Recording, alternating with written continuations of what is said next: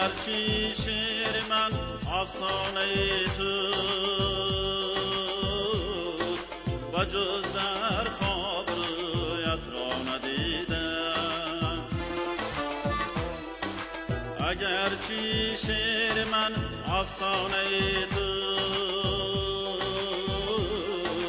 و جز در خواب رویت را ندیدم.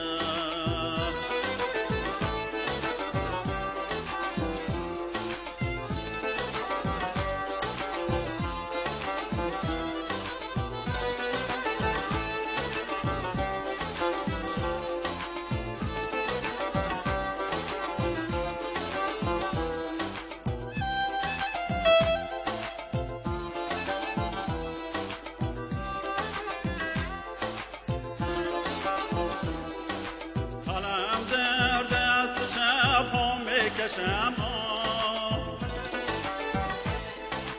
که از عشقی تو می سوزم سراپا، به هر یک نقطه دل را می فریبم، قلم را می کنم در پنجه کوتاه، به هر یک نقطه دل را می قلم را می کنم در پنجه کوتاه.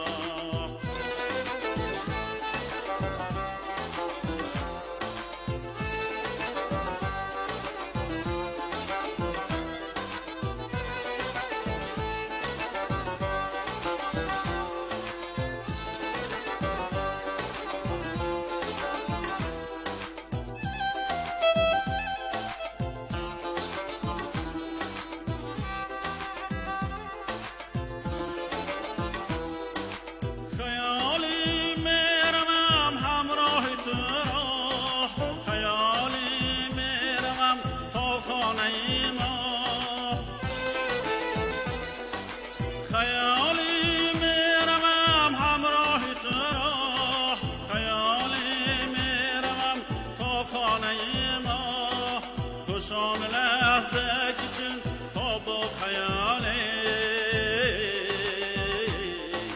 خیالم میشوم من با تو همراه، خوشان لحظه که چون خواب و خیالی،